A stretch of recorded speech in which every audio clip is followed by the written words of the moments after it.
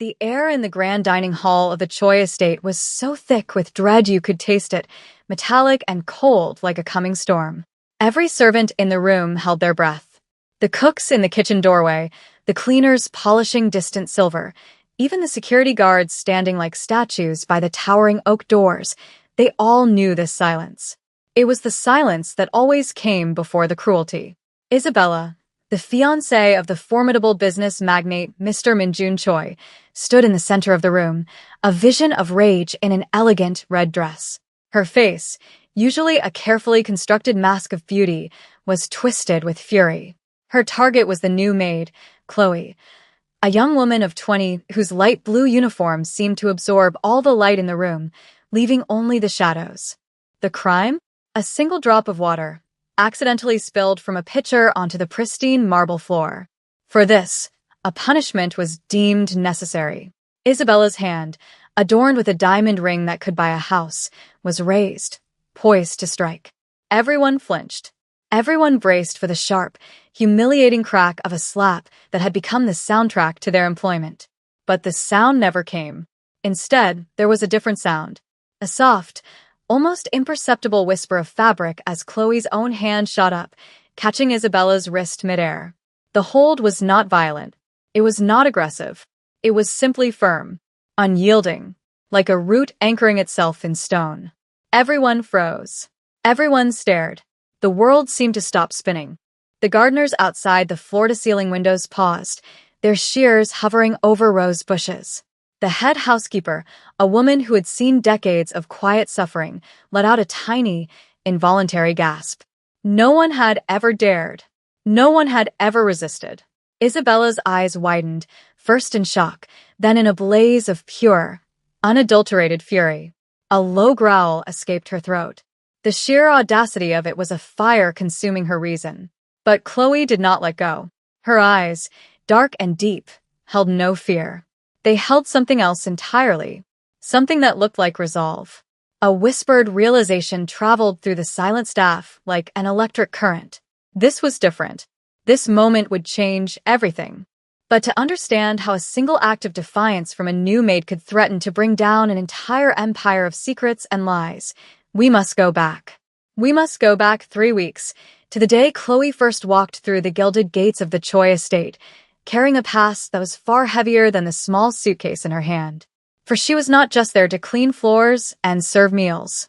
She was there on a mission, and stopping that slap was only the very first step. The real confrontation, the one that would expose a rot hidden deep within the heart of the family, was yet to come. The Choi estate was less a house and more a kingdom. Sprawling over acres of meticulously manicured land, the mansion was a monument to modern wealth, a fortress of glass, steel, and stone that seemed to rise from the earth itself. When Chloe first arrived, a bus pass and a crumpled piece of paper with the address in her pocket, the sheer scale of it was meant to intimidate. The guards at the gate, stern and impassive, surveyed her with suspicion. The long, winding driveway felt like a journey into another world, one where the rules she knew no longer applied. She was met at the door by Mrs. Park, the head housekeeper, a woman whose face was a roadmap of weary competence. Mrs. Park's tour was efficient and laced with unspoken warnings.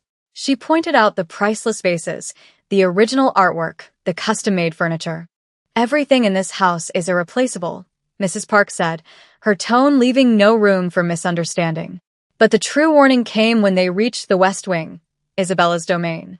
Mrs. Park's voice dropped to a near whisper. "Miss Isabella, she values perfection. She has a specific way she likes things done. Do not speak unless spoken to. Do not make eye contact for too long. And above all, do not make mistakes." The warning hung in the air, heavy and suffocating. Chloe simply nodded, her expression placid. "I understand," she said, her voice soft but clear. But inside, her heart was a steady, rhythmic drum. She was not intimidated. She was observing. She catalogued every detail, the nervous way the other maids scurried out of Isabella's path, the forced smiles they wore, the way their shoulders tensed whenever they heard her approaching footsteps. Chloe saw the fear that permeated the very walls of the mansion, a fear that was carefully hidden from its master, Mr. Min Choi. In the first week, Chloe witnessed Isabella's casual cruelty firsthand. She saw her dismiss a chef's week-long effort on a new menu with a flick of her wrist. She watched as Isabella berated a young gardener for a single weed in a flower bed the size of a small park. It was a tyranny of 1,000 tiny cuts, each one designed to remind the staff of their place, to reinforce her absolute power within these walls. Chloe performed her duties flawlessly. She was quiet, efficient, and invisible, just as she was supposed to be. But she was always watching. Her eyes would follow Isabella, not with the fearful deference of the others, but with a cool, analytical focus. She was studying her prey. She learned Isabella's routines, her habits, her triggers.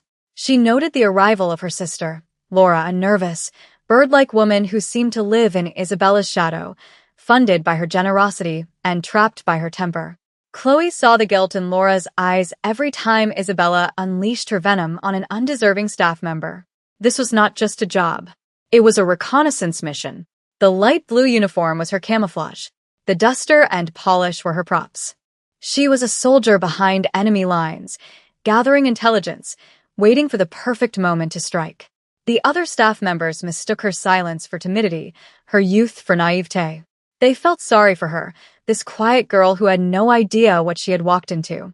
They had no way of knowing that she knew more about the darkness in this house than any of them. She had come here seeking not a paycheck, but a reckoning. The pattern of abuse was a well-established rhythm in the Choi household, a secret symphony of terror that played out daily, always just out of sight of its powerful conductor, Min-jun.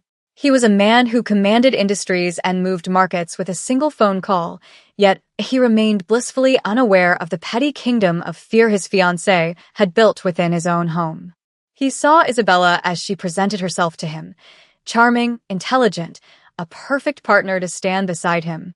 He did not see the monster that emerged the moment his back was turned. A week before the confrontation in the dining hall, the staff witnessed a particularly ugly episode. Isabella had requested a specific brand of imported Belgian chocolate for a dessert. The head chef, a man with decades of culinary experience, had managed to procure it on short notice, but it was the 72% cacao version, not the 70% she had vaguely mentioned. When the dessert was presented, Isabella took one small bite. Her face, which had been smiling moments before as she chatted on the phone, hardened into a mask of contempt. She set her spoon down. "This is wrong," she said, her voice dangerously low. The chef was summoned from the kitchen, his white uniform immaculate, his face etched with confusion. "Is something the matter, Miss Isabella?" he asked. She pointed a perfectly manicured finger at the delicate mousse. "This is bitter. It's disgusting. Did you think I would notice?" The chef tried to explain the slight difference in cacao content, but Isabella cut him off. With a look of utter disdain, she picked up the crystal dessert bowl and, without a word, appended it onto the gleaming floor. The dark chocolate splattered across the white marble like a wound. "Clean it up," she hissed, not the chef, but at a young maid who stood trembling nearby. "And you," she said, turning back to the chef, her eyes cold as ice, "are an incompetent fool." "I'll be speaking to Min-jun about your position here," the chef, a proud man, paled.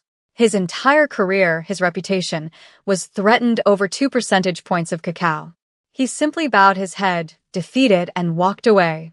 From a nearby hallway, Chloe watched the entire scene unfold.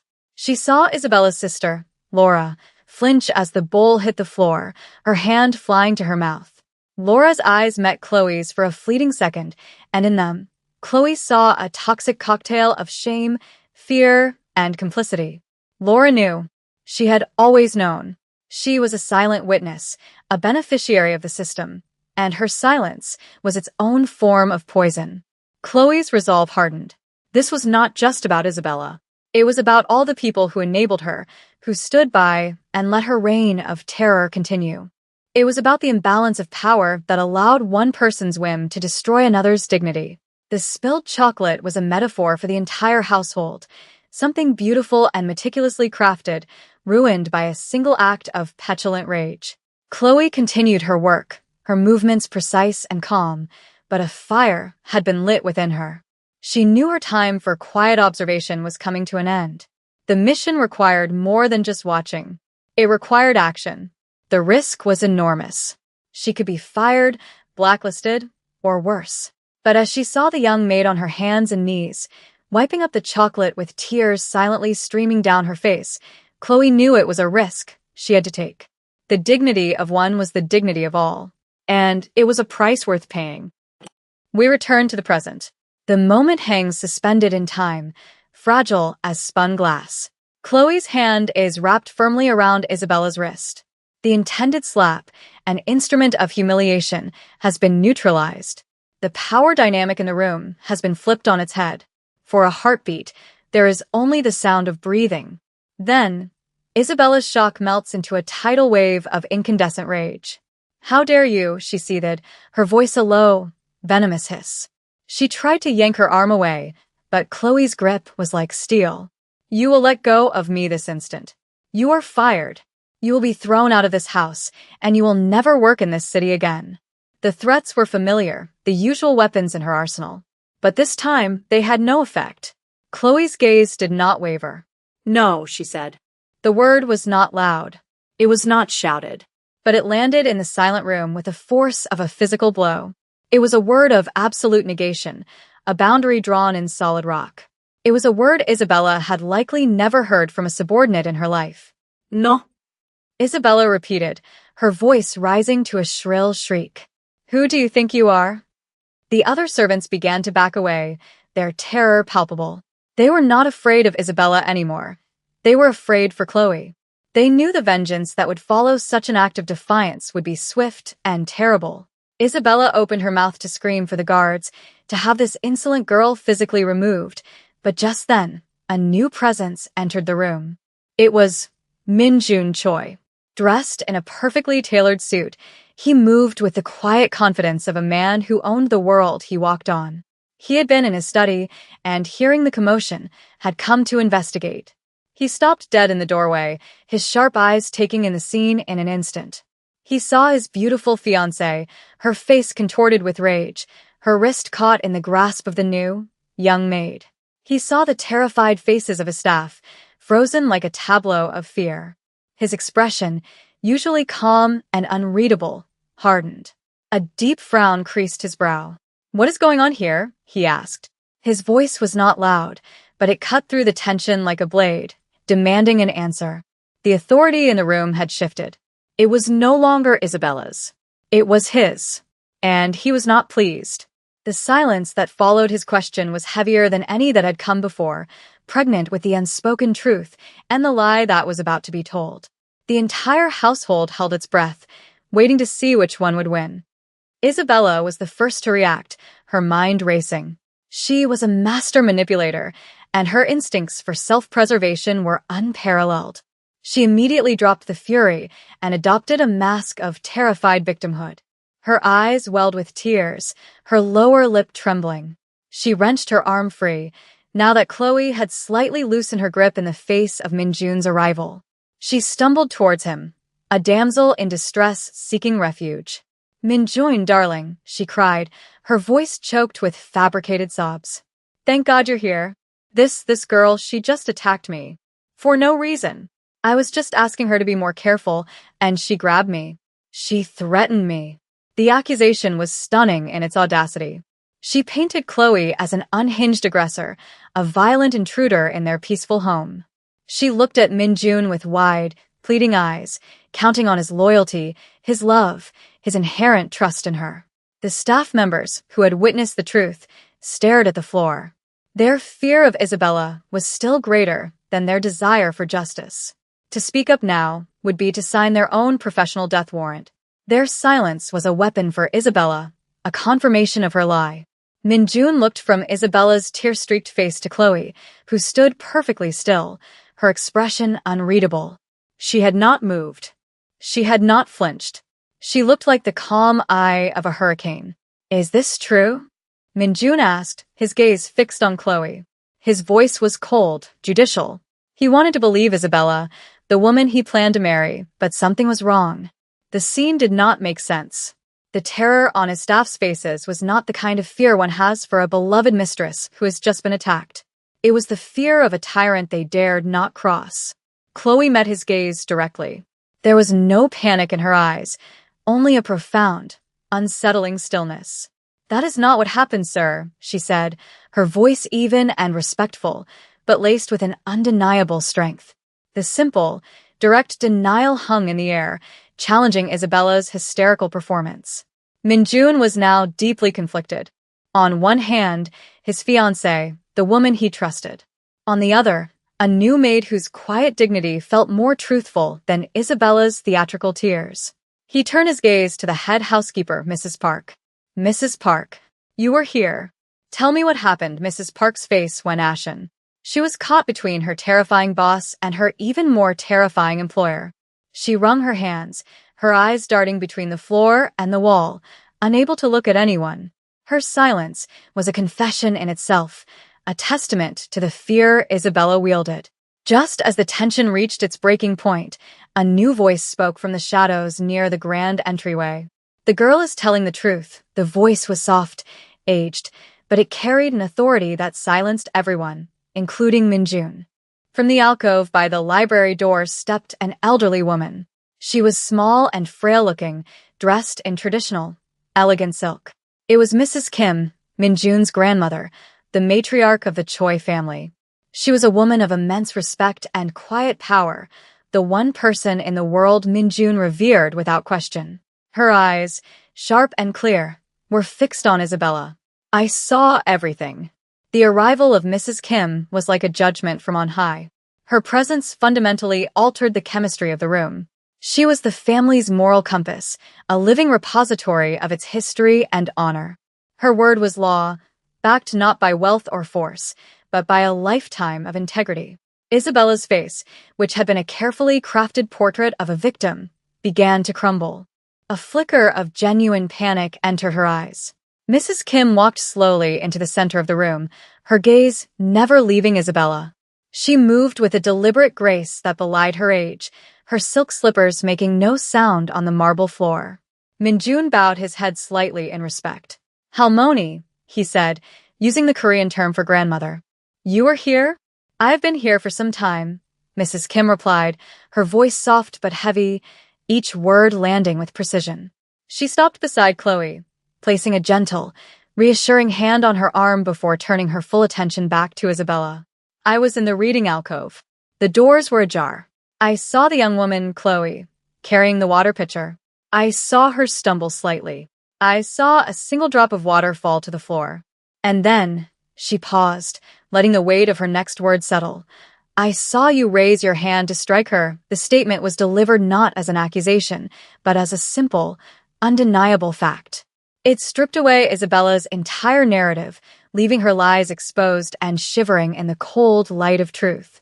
The room was utterly silent. The staff, who had been too afraid to speak, now stood a little straighter. Their truth had been validated by the highest authority in the house. Isabella sputtered, trying to regain control. "No." "That's not. She's an old woman. She's confused." She didn't see it correctly. The disrespect was shocking. Minjun's face darkened, his disappointment in Isabella curdling into something colder. To insult his grandmother was an unforgivable sin. "Isabella," he warned, his voice dangerously low. But Isabella was desperate. She was a cornered animal, lashing out in every direction. She whirled around and pointed a trembling finger at her own sister, Laura, who had been trying to shrink into the wallpaper. "Laura, tell them." "You were here. You saw it. Tell them this maid is insolent and disrespectful. Tell them she has been causing trouble." It was a final, desperate gambit, turning to the one person she was certain she controlled. She was calling on her sister to lie for her, to perjure herself in front of the entire household and the family matriarch. Laura froze, pinned by Isabella's frantic gaze. All eyes in the room turned to her. She was the tie-breaking vote, the final witness. Her face was pale, her hands shaking. She looked at her sister's desperate, demanding face, then at Minjun's stony expression, and finally at Mrs. Kim's steady, knowing eyes. The weight of years of complicity, of silent guilt and buried shame, pressed down on her. The choice was clear: continue to enable her sister's cruelty, or finally, for once in her life, speak the truth. Her lips parted, but no sound came out. A single tear traced a path down her cheek. The fortress of lies Isabella had built around herself was beginning to show its first fatal crack. Under the immense pressure of every eye in the room, Laura's carefully constructed composure shattered. A choked sob escaped her lips, the sound echoing in the cavernous hall. "I can't," she whispered, her voice trembling and broken. "I can't lie for you anymore." Isabella's face went slack with disbelief. This was the ultimate betrayal. Her own sister, the one person she had always controlled through financial dependency and emotional manipulation, was turning against her. "Laura, what are you saying?" Isabella hissed, her voice a venomous whisper. But Laura was no longer looking at her. Her gaze was fixed on Minjun, her eyes pleading for a strange kind of forgiveness. "She's always been like this," Laura confessed, the words tumbling out in a rush of guilt and relief. "Ever since we were children. Phew. She likes to feel powerful by making other people feel small. The staff, they're all terrified of her. The chef, the gardeners, everyone. I saw what happened with the chocolate last week. I see it every day. I was too afraid to say anything." The confession hung in the air, a devastating indictment of Isabella's character. It wasn't just about the slap. It was about a deep, rotten pattern of behavior. Minjun's expression was unreadable, a mask of cold stone, but his grandmother, Mrs. Kim, simply nodded, as if Laura had only confirmed what she already knew to be true. The family drama had reached its zenith, a raw, open wound in the heart of the mansion. And then, at that precise moment of maximum emotional chaos, a new sound intruded. A sharp, insistent knocking from the massive front doors of the estate. The sound was jarring, an interruption from the outside world. A moment later, one of the security guards entered the dining hall, his face etched with uncertainty. Hoje Protits Mignon, bowing stiffly. "Sir," the guard said, his voice low and urgent. "Forgive the intrusion. There is a man at the front gate. He will not leave. He insists on speaking with Miss Isabella." Minjun's eyes narrowed. "Who is he?" "He says his name is Daniel, sir," the guard replied, swallowing hard. He says it's about the accident." A sudden, deathly stillness fell over the room. If Laura's confession had been a crack in Isabella's facade, the name, Daniel, was a sledgehammer. The color drained from Isabella's face. She looked not just panicked, but utterly, primally terrified. Her eyes darted towards the door as if she expected a ghost to walk through it. It was a reaction of pure guilt. The name meant something. The past, a ghost she thought she had long since buried, had just arrived at her doorstep, demanding to be heard. Chloe, who had remained a pillar of calm throughout the entire ordeal, watched Isabella's reaction. A flicker of something, not triumph, but a somber confirmation, passed through her eyes. The next piece of her plan was falling into place, not by her design, but by the universe's own sense of timing. The external threat had arrived. The fortress was about to be besieged from the outside, as well as from within. Minjun's face was now an impenetrable mask. The man who controlled global markets was now facing a crisis in his own home that was spiraling far beyond a simple domestic dispute. His fiancée was a liar. His staff was terrified. And now, a mysterious man was at his gate. Speaking of an accident, he looked at Isabella's ghostly pale face, the sheer terror in her eyes, and knew this was no coincidence. The foundation of his world was cracking beneath his feet. "Let him in," Minjun commanded the guard. The order was quiet, but it had the finality of a judge's sentence. Isabella let out a small, strangled gasp. "Minjun, no. You can't. He's a nobody, a liar. He's just trying to extort money." Her desperation only strengthened Minjun's resolve. He gave her a look so cold it could freeze fire. "Then you should have no problem facing him," he said. The guard bowed and retreated. A few moments later, he returned, followed by a man. This was Daniel. He was not physically imposing. He was of average height and build, dressed in simple, clean clothes. But he walked with a slight, permanent limp, one leg dragging almost imperceptibly behind the other. The most striking thing about him were his eyes. They were not filled with rage, but with a cold, burning fire, the fire of a long-held injustice that had consumed his life. He ignored everyone else in the room. His gaze locked directly onto Isabella, and he did not blink. "Hello, Isabella," he said. His voice was steady, devoid of the emotion that had fueled Laura's confession. It was the voice of a man who had rehearsed this moment in his mind 1,000 times. Isabella shrank back, clutching Minjun's arm. "I don't know who you are," she lied, her voice thin and reedy. Daniel gave a bitter, humorless smile. "Oh, you know me. You just chose to forget. 5 years ago, a rainy night on a back road outside the city. A silver sports car going far too fast," he paused, letting the memory surface. "You hit me. You sent me flying into a ditch, shattered my leg, and broke 3 of my ribs. And then you drove away." The accusation was stark and horrifying. Minjun looked from Daniel's limping leg to Isabella's terrified face. Laura was openly weeping now, her hand over her mouth. "That's a lie." Isabella shrieked. "It was a drunk driver. The police caught him. He confessed." Daniel's cold gaze never wavered. "He confessed after you paid him $100,000 to take the fall. A desperate man with a family to feed. You ruined 2 lives that night, Isabella. Mine, and the life of the innocent man you sent to prison." The room was thick with the stench of a buried crime. It was a classic he said, she said. A respected, wealthy woman against a limping stranger with a wild story. In any other circumstance, Isabella's word would have prevailed. But too many lies had already been exposed that day. Her credibility was in tatters. Minjun looked at Daniel, then at Isabella. He was a man who dealt in facts, in evidence, in proof. He was being asked to make a judgment that would define the rest of his life, based on the word of a stranger against the woman he was supposed to love. Who was telling the truth? The fate of everyone in the room hung on that single, agonizing question. The standoff was absolute. Daniel's accusation, raw and horrifying, hung in the air against Isabella's frantic denials. Minjun stood at the center of it all, a judge in a courtroom that had once been his dining hall. He needed proof. His entire world was built on verifiable facts, and he would not let it be destroyed by unsubstantiated claims, no matter how compelling. It was at this moment of perfect impasse that Chloe finally spoke again. All eyes, which had been fixed on the drama between Isabella, Minjun, and Daniel, now turned to the young maid in the simple blue uniform. She had been the catalyst, the spark, but had remained a silent observer as the fire she started grew into an inferno. "He's telling the truth," Chloe said. Her voice was still quiet, but it now carried the undeniable weight of authority. It cut through the noise of Isabella's denials and Laura's sobs. Isabella whirled on her. You know nothing. You're just a maid. You weren't even here 5 years ago." Chloe took a slow, deliberate step forward. Her calm had not broken, but her eyes now held a deep, personal pain.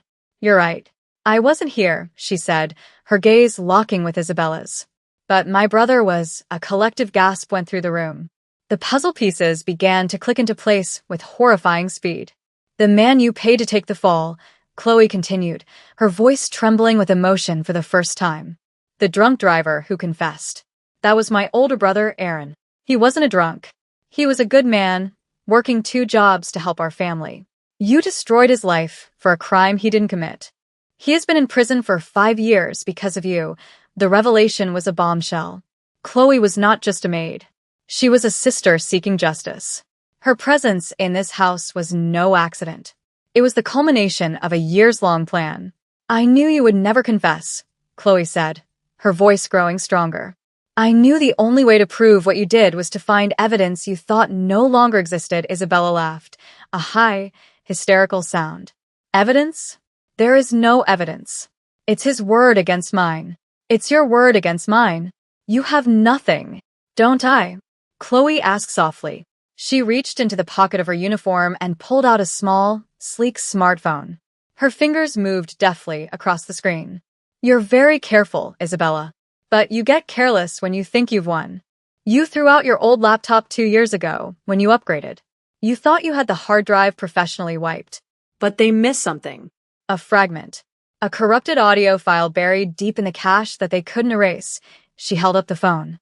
"It took me weeks, working late every night after my shifts, but I recovered it. I put the pieces back together." She looked directly at Laura, Isabella's trembling sister. It's a phone call. A call you received from Isabella. Just an hour after she left Daniel on the side of the road, Laura's face went white. She remembered the call. Chloe pressed play. A voice filled the silent room. It was unmistakably Isabella's, but younger, laced with a chilling, giddy arrogance. "It's handled," the recorded voice said, tinny and distant. "Some idiot in a beat-up truck will take the fall. He's getting a nice payday. God, Laura, you should have seen his face. He'll be a hero to his family. And that guy on the road? Please. He was probably just looking for a handout anyway." Then the most damning part. The recording captured Isabella's light, cruel laughter. The sound echoed in the dining hall, a ghost from the past confessing to a crime of breathtaking callousness. The hard proof had appeared. There was no more ambiguity. The truth stood naked and undeniable for all to see. The laughter from the phone faded, but the sound seemed to hang in the air, a toxic miasma that poisoned everything it touched. The silence that followed was absolute, a profound void where lies and denials used to be. Every person in the room, the cooks, the guards, Mrs. Park, Minjun, stared at Isabella, their expressions a mixture of horror, disgust, and dawning comprehension. The mask was not just cracked, it had been utterly obliterated. What was left was ugly, twisted, and indefensible. Isabella stood frozen, her face a canvas of pure, unadulterated shock. The recording was a ghost she never knew existed, a voice from a past she thought she had successfully murdered and buried. She opened her mouth, but no sound came out. For the first time in her life, she had no words, no scheme, no escape route. She was trapped by the sound of her own voice, convicted by her own hubris. She slowly sank to her knees, not in remorse, but in the total, abject collapse of a queen whose kingdom has just been burned to the ground. Minjun looked down at the kneeling figure of the woman he had almost married. His face was not contorted with rage. It was worse. It was a landscape of cold, profound disappointment, and icy clarity. He looked at her as if seeing her for the very first time, and he was disgusted by what he saw. The love he had felt was extinguished, replaced by the chilling realization that he had given his heart to a monster. He turned away from her, a gesture of final, irrevocable dismissal. He walked over to Chloe and Daniel. He looked at Daniel's leg, at the pain etched into his face, and then at Chloe, at the quiet, powerful resolve in her eyes. He bowed his head deeply, a gesture of immense respect and profound apology. "On behalf of my house and my own unforgivable ignorance, I am truly sorry," he said, his voice thick with shame. "What was done to you and your brother is a stain upon my name, and I will spend the rest of my life trying to wash it clean." He then pulled out his own phone. He did not call his lawyers. He did not call his security team to dispose of the problem. He dialed the direct line of the city's chief of police. "Commissioner," he said, his voice firm and unwavering. "This is Minjun Choi. I need you to send a detective unit to my estate immediately. I have evidence pertaining to a 5-year-old hit-and-run case. And I am here with a perpetrator who is ready to make a full confession." He gave a pointed look at the collapsed form of Isabella. The consequence was coming. Accountability, swift and unavoidable, had finally arrived. He then made another call, this time to his personal lawyer. He spoke to Daniel. "I will fund the best legal team in the country to see your name cleared and your brother exonerated. I will personally cover all of his legal fees and yours. His release is my top priority. Furthermore, your medical care, your rehabilitation for the rest of your life, it is my responsibility." He looked at Chloe. And you? "You are a woman of incredible courage and honor. You have brought truth into a house that was drowning in lies. Anything you or your family ever need, you'll have it." The engagement was over. The wedding was canceled. The reign of Isabella was finished. As police sirens began to wail in the distance, a sense of cleansing justice washed over the room. The air, once thick with fear, finally felt clean. The quiet maid, with nothing but her love for her brother and an unshakable belief in the truth, had done the impossible. She had brought an empire of deceit to its knees. The moral of the story was written on the faces of everyone present. Truth is a debt that must always be paid, and it will always find a collector, no matter how long it takes.